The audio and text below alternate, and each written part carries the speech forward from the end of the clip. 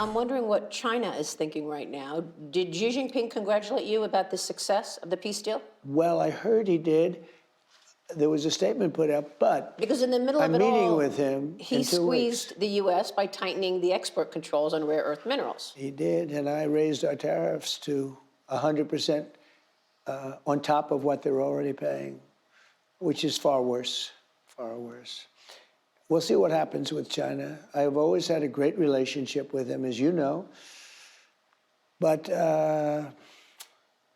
they're always looking for an edge. You know, they ripped off our country for years. We're going to meet in a couple of weeks. We're going to meet in South Korea, actually, with President Xi and other people, too. But we're going to meet. We have a separate meeting set up. If you put that 100% tariff on top of what's in place already, you're talking about 157% tariff on right. China.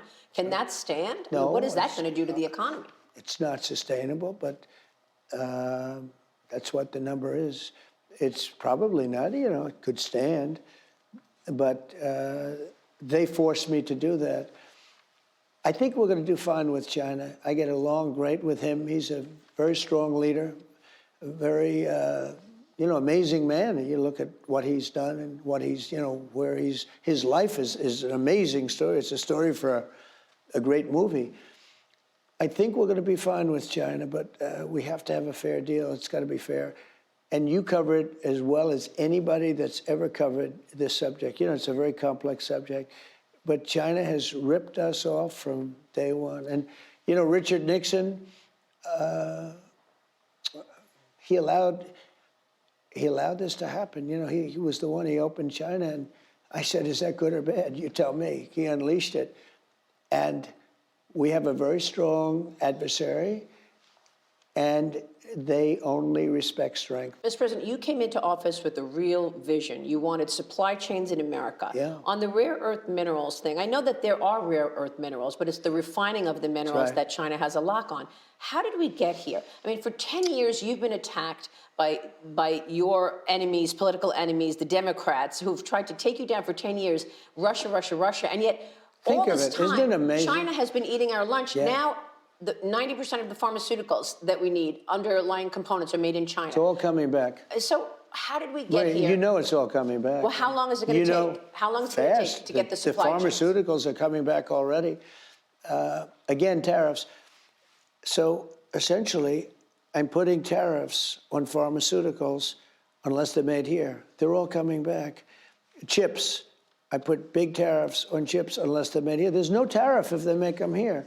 And all those companies are coming back from Taiwan. They're coming back from all over the world. And they're coming back fast. You know better than anybody else, $17 trillion. It could be $20 trillion by the end of the first year, my first year. Investment in America. Investing in America, $20 trillion. No country's ever done anywhere even near that, like a fraction of that. Biden did less than $1 trillion in 4 years. I did 20 trillion. We're going to do over 17 trillion in 8 months. By the time we end, we could do over $20 trillion. There's never, in China, no matter where you go, there's never been anything like it. We are building up something that's unbelievable. And a big part of that are the tariffs, because they don't want to have to pay the tariffs because it's so unsustainable that they come and build the pharmaceuticals and the chips and all of the things.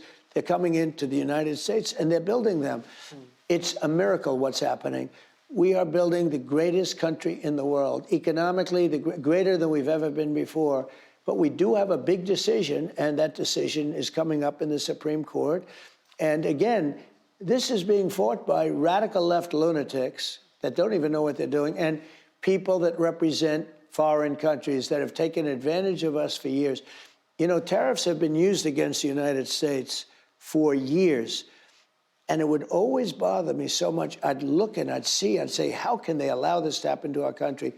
We lost 55% of our automobile business because of the fact we didn't use tariffs.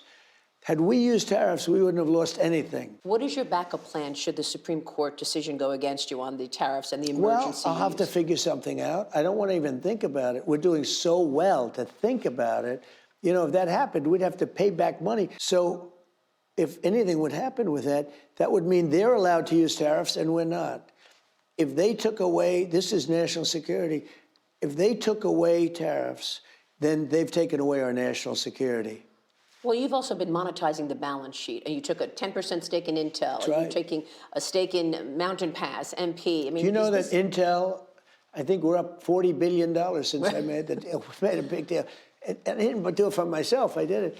They came in to see me and I said, you know what, I think the United States should own 10% of your company. And they gave me 10%.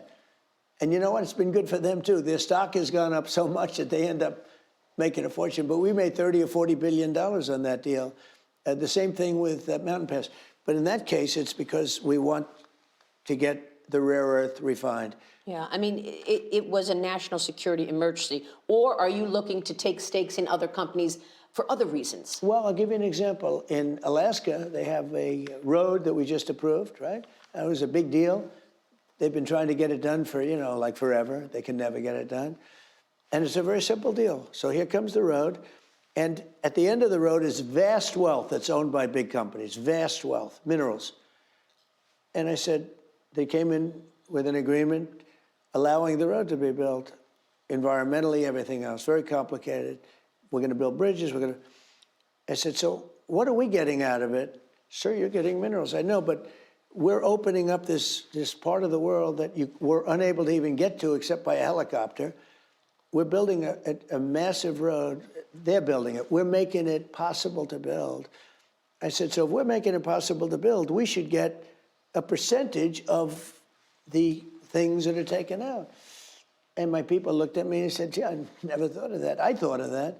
Because you have to see this. Unbelievable wealth, unobtainable, can't get, we make it easily available. We're building a gravel, massive, hundreds of miles long, a gravel road into this incredible place of rare earth.